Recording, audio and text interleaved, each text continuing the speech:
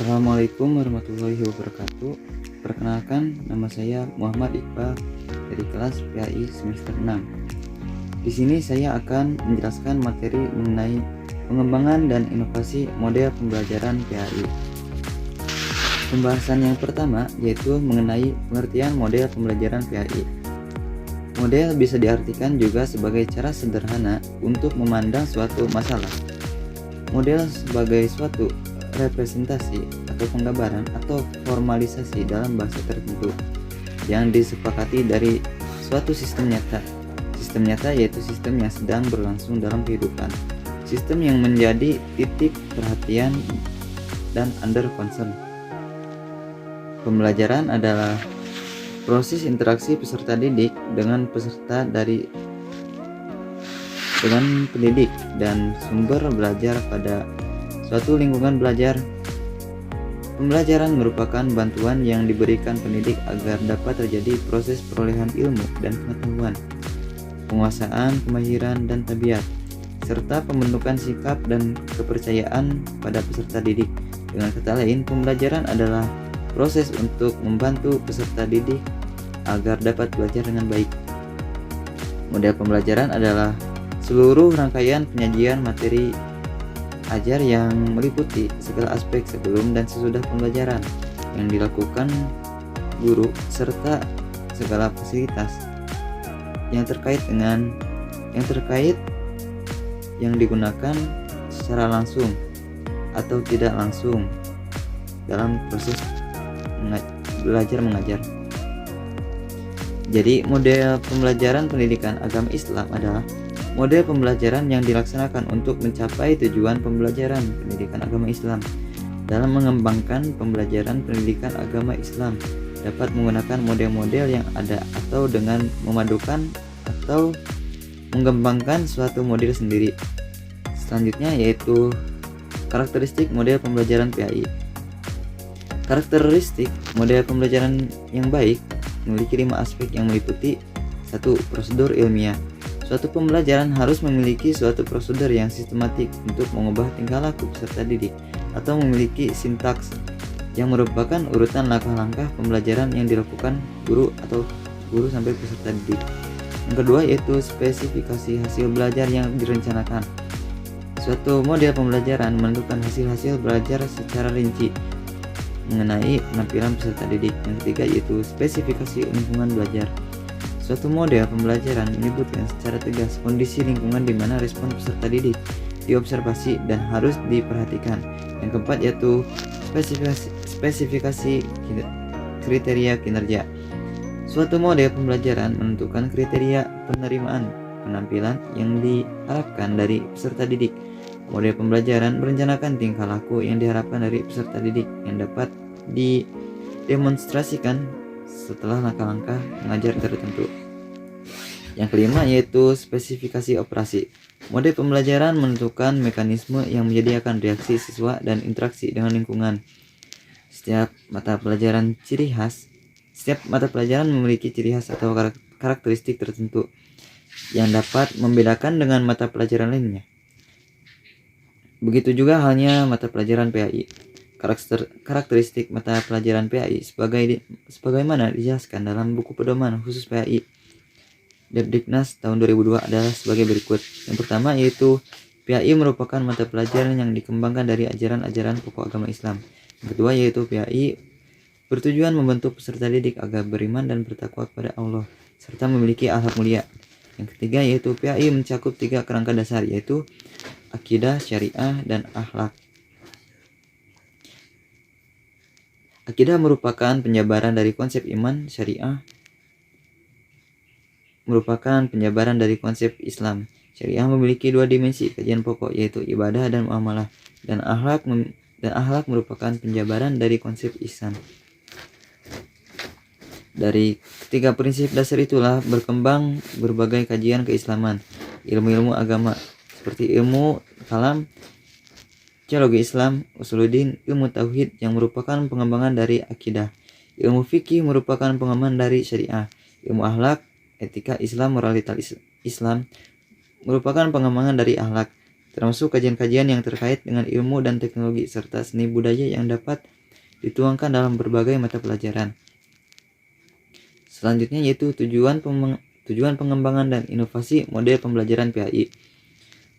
Pembelajaran pendidikan agama Islam bertujuan untuk meningkatkan pemahaman, keimanan, penghayatan, pengamalan peserta didik tentang agama Islam sehingga menjadi manusia muslim yang beriman dan bertakwa kepada Allah serta berakhlak mulia dalam kehidupan pribadi, bermasyarakat, berbangsa, dan bernegara.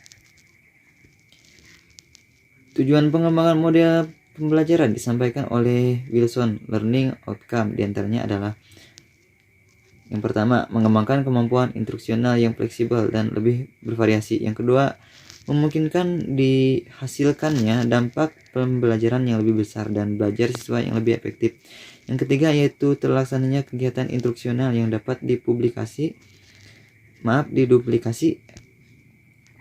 efektif. Ada buku panduan untuk subjek, konten, atau proses yang ditargetkan. Yang keempat, memahami pembelajaran yang lebih baik karena suatu model diadopsi telah disesuaikan dengan hasil belajar yang ditargetkan dan populasi pembelajaran yang ditargetkan.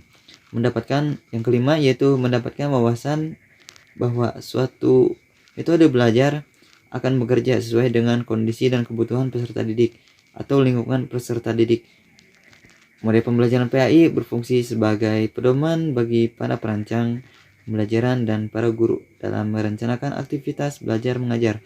Tujuan pengembangan dan inovasi model pembelajaran PAI adalah agar guru dapat membantu peserta didik mendapatkan informasi, ide, keterampilan, cara berpikir, dan mengekspresikan ide.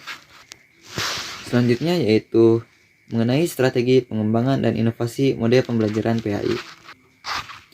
Kata strategi dalam Kamus Bahasa Indonesia mempunyai beberapa arti, antara lain rencana yang cermat mengenai kegiatan untuk mencapai sasaran. Istilah strategi sering digunakan dalam banyak konteks pembelajaran, seperti yang diungkapkan oleh Nana Surjana sebagai berikut. Strategi mengajar adalah taktik yang digunakan guru dalam melaksanakan proses belajar mengajar agar dapat mempengaruhi peserta didik untuk mencapai tujuan pengajaran secara efektif dan efisien. Sedangkan pembelajaran merupakan suatu proses membelajarkan peserta didik agar dapat mempelajari sesuatu yang relevan dan bermakna bagi diri mereka.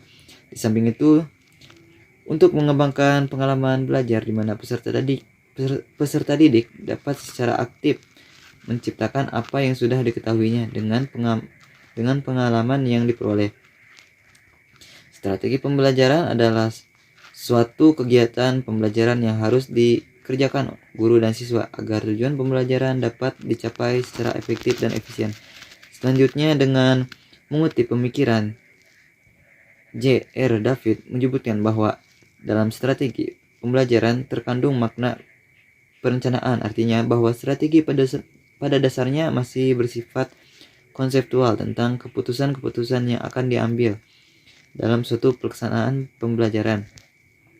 Strategi pengembangan dan inovasi model pembelajaran pendidikan agama Islam merupakan rencana yang disusun oleh guru dalam membimbing, membantu, dan mengarahkan siswa yang sedang belajar untuk mencapai tujuan instruksional TIK. Secara umum ada 4 dasar dalam menentukan strategi pembelajaran, yakni yang pertama, mengidentifikasikan dan menetapkan kekhususan perubahan perilaku peserta didik yang diharapkan. Yang kedua yaitu memilih sistem pendekatan belajar mengajar berdasarkan cita-cita dan pandangan hidup masyarakat. Yang ketiga yaitu memilih dan menetapkan metode belajar mengajar yang dianggap paling tepat dan efektif sehingga dapat dijadikan pegangan oleh pendidik dalam menunaikan tugasnya. Yang keempat yaitu memilih dan menetapkan ukuran keberhasilan kegiatan belajar mengajar sehingga dapat dijadikan pedoman oleh guru untuk melakukan evaluasi penilaian. Dan selanjutnya yaitu langkah-langkah pengembangan dan inovasi model pembelajaran PAI. Pengembangan dan inovasi model pembelajaran PAI dapat dijelaskan sebagai berikut. Yang pertama yaitu mengidentifikasi kebutuhan instruksional dan menulis tujuan instruksional umum. Mengidentifikasi kebutuhan instruksional adalah suatu proses untuk menentukan kesenjangan penampilan siswa yang disebabkan oleh kekurangan kesempatan mendapatkan pendidikan dan pelatihan pada masa lalu. Selanjutnya yang kedua yaitu melakukan analisis instruksional. Analisis instruksional adalah proses menjabarkan perilaku umum menjadi perilaku khusus yang tersusun secara logis dan sistematis. Kegiatan tersebut dilakukan untuk mengidentifikasi perilaku-perilaku khusus yang dapat menggambarkan perilaku umum secara terperinci. Perilaku-perilaku khusus disusun sesuai dengan kedudukannya. Misalnya kedudukannya sebagai perilaku prasyarat, perilaku yang menurut urutan gerakan fisik berlangsung lebih dulu. Perilaku yang menurut proses psikologi muncul lebih dulu atau secara kronologis lebih awal. Yang ketiga yaitu mengidentifikasi perilaku dan karakteristik siswa. Mengidentifikasi perilaku awal siswa dimaksudkan untuk mengetahui siapa kelompok sasaran, populasi sasaran, serta sasaran didik dari kegiatan instruksional. Istilah tersebut digunakan untuk menanyakan siswa mana atau siswa sekolah apa, serta sejauh mana pengetahuan dan keterampilan telah mereka miliki sehingga dapat mengikuti pelajaran tersebut. Langkah selanjutnya mengidentifikasi karakter siswa yang berhubungan dengan keperluan pengembangan instruksional. Informasi yang dikumpulkan terbatas kepada karakteristik siswa yang ada manfaatnya dalam proses pengembangan instruksional, misalnya minat siswa, kemampuan siswa dalam membaca bahasa asing atau informasi lain yang berhubungan dengan pengembangan instruksional. Yang keempat yaitu menulis tujuan instruksional khusus. Tujuan instruksional khusus, terjemahan dari spesifik instruksional, objektif literatur asing menyebutkan pula sebagai objektif atau enabling objektif untuk membedakan dari general instruksional objektif, goal atau terminal objektif yang berarti tujuan instruksional umum atau tujuan instruksional akhir. TIK dirumuskan dalam bentuk kata kerja yang dapat dilihat oleh mata.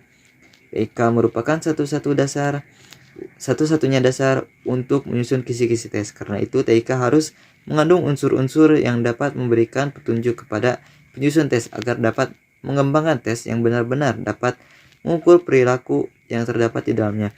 Yang kelima yaitu menulis tes acuan patokan. Tes acuan patokan dimaksudkan untuk mengukur tingkat penguasaan setiap siswa terhadap perilaku yang tercantum dalam TIK. Yang keenam yaitu menyusun strategi instruksional. Strategi instruksional dalam menyampaikan materi atau isi pelajaran harus secara sistematis, sehingga kemampuan yang diharapkan dapat dikuasai oleh siswa secara efektif dan efisien. Yang ketujuh yaitu mengembangkan bahan instruksional. Pemilihan format media dan dalam pembelajaran virtual kadang-kadang tidak sesuai dalam praktek, walaupun secara teori telah dilakukan dengan benar. Untuk itu diperlukan kompromi untuk mendapatkan produk pembelajaran yang sesuai dengan lingkungan belajar. Yang kedelapan yaitu mendesain dan melaksanakan evaluasi formatif. Evaluasi formatif bertujuan untuk menentukan apa yang harus ditingkatkan atau direvisi agar produk lebih efektif dan lebih efisien.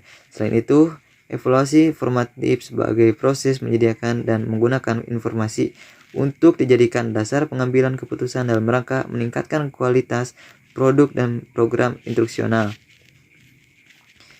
Dan submateri yang terakhir yaitu contoh-contoh hasil pengembangan dan inovasi model pembelajaran PAI dalam pendidikan era Society 5.0. Yang pertama yaitu Project Based Learning. Dan selanjutnya yang kedua yaitu Daring Method. Dan yang ketiga yaitu Luring Method. Yang keempat yaitu Home Visit Method. Dan yang kelima yaitu Integrated Curriculum. Yang keenam yaitu Blended Learning. Yang ketujuh pembelajaran melalui radio. Sekian materi yang saya dapatkan sampaikan dari materi pengembangan dan inovasi model pembelajaran PAI. Terima kasih atas perhatiannya. Wassalamualaikum warahmatullahi wabarakatuh.